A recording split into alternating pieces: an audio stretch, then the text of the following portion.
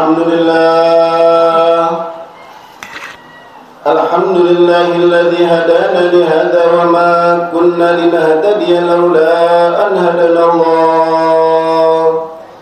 أشهد أن لا إله إلا الله وحده لا شريك له، وأشهد أن سيدنا محمدا عبده ورسوله لا نبي بعده. اللهم صل وسلم وكرم وعظم على سيدنا وحبيبنا وشفيعنا وقرة أعيننا ومولانا محمد صلى الله عليه وسلم وعلى آله وصحبه أجمعين. أما بعد فيا عباد الله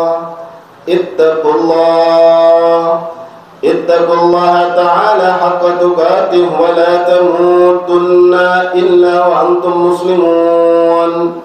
فقد قال رسول الله صلى الله عليه وسلم: أتدرون من المفلس؟ قالوا المفلس فينا من لا درهم له ولا متاع. فقال: المفلس من أمتي من يأتي يوم القيامة بصلاة وصيام وزكاة ويأتي قد شتم هذا وقذف هذا وأكل مال هذا وسفك دم هذا وضرب هذا، فيعطى هذا من حسناته وهذا من حسناته، فإن فنيت حسناته قبل أن يقضم عليه أخذ من خطاياهم فطرحت عليه ثم طرح في النار. صدق الله العظيم وصدق رسوله النبي الحبيب الكريم ونحن على ذلك من الشاهدين والحمد لله رب العالمين. Alhamdulillah, segala puji bagi Allah Subhanahu wa Ta'ala yang masih memberikan kita begitu banyak daripada kenikmatan-kenikmatan yang tidak bisa kita sebut secara global maupun secara terperinci. Mulai daripada nikmat yang paling agung, yang paling besar yang harus kita syukuri, nikmatul iman wa nikmatul Islam. Dan Allah berikan pula nikmat sehat wal afiat. Allah berikan pula nikmat taufik hidayah. Allah ringankan langkah kaki kita, Allah gerakkan hati kita sehingga kita sama-sama bisa berkumpul di rumahnya Allah Subhanahu wa Ta'ala dalam rangka menjalankan kewajiban kita, yakni salat Jumu'ah secara berjamaah. Mudah-mudahan apa-apa yang kita kerjakan pada siang hari yang berbahagia ini daripada ibadah-ibadah yang kita kerjakan kepada Allah mendapatkan keridhaan dari Allah Subhanahu wa Ta'ala. Amin ya rabbal alamin. Salawat dan salam tak lupa kita curah limpahkan kepada junjungan besar Nabi Muhammad sallallahu alaihi wasallam yang kita harapkan syafaatnya kelak di yaumil qiyamah. Mudah-mudahan dengan cara memperbanyak bersolawat kepada baginda besar Nabi Muhammad sallallahu alaihi wasallam dan mengikuti sunnah-sunnah baginda besar Nabi Muhammad sallallahu alaihi wasallam, beliau akan memberikan syafaatnya kelak di yaumil qiyamah kepada kita semua. Amin ya rabbal alamin. Ma'asyiral hadirin sidang Jumu'ah rahimakumullah. Selaku khatib pasti berwasiat pada setiap khutbahnya dengan wasiat ketakwaan yang dikhususkan untuk diri pribadi dan umum untuk para hadirin sekalian. Marilah sama-sama kita menjaga keimanan dan ketakwaan kita kepada Allah Subhanahu wa Ta'ala dengan cara memperbanyak ibadah kepada Allah Subhanahu wa Ta'ala dan menjauhi segala larangan-larangan Allah Subhanahu wa Ta'ala. Kita berdoa kepada Allah Subhanahu wa Ta'ala, mudah-mudahan Allah Subhanahu wa Ta'ala memberikan kemudahan kepada kita agar kita bisa melakukan ketaatan kepada Allah, dan Allah berikan kekuatan agar kita bisa menjauhi segala larangan-larangan Allah Subhanahu wa Ta'ala. Amin ya rabbal alamin. Ma'asyiral hadirin rahimana wa rahimakumullah. Hari ini kita sudah berada di penghujung hari di bulan Ramadan tahun 1444 Hijriah.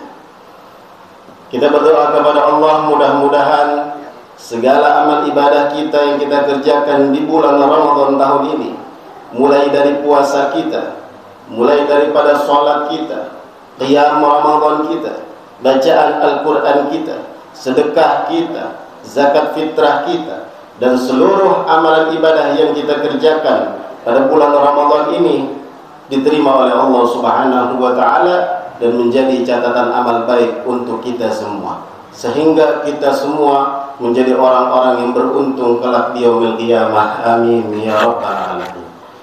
Ma'asyiral hadirin rahimakumullah.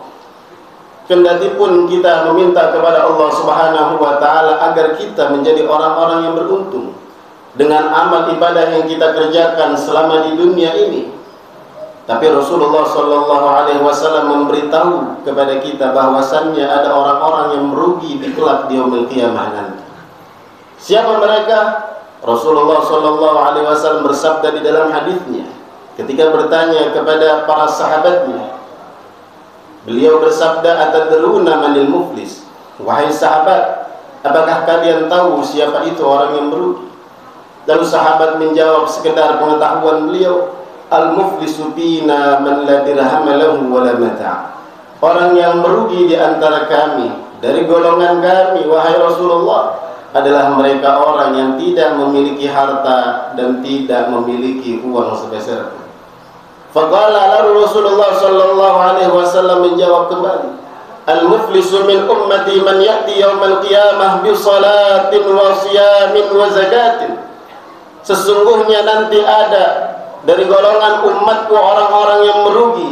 Mereka adalah orang-orang yang ketika di dunia mengerjakan ibadah salat, mengerjakan ibadah puasa, dan membayar zakat serta ibadah-ibadah yang lain, semua amal ibadahnya dibawa ke yaumil qiyamah.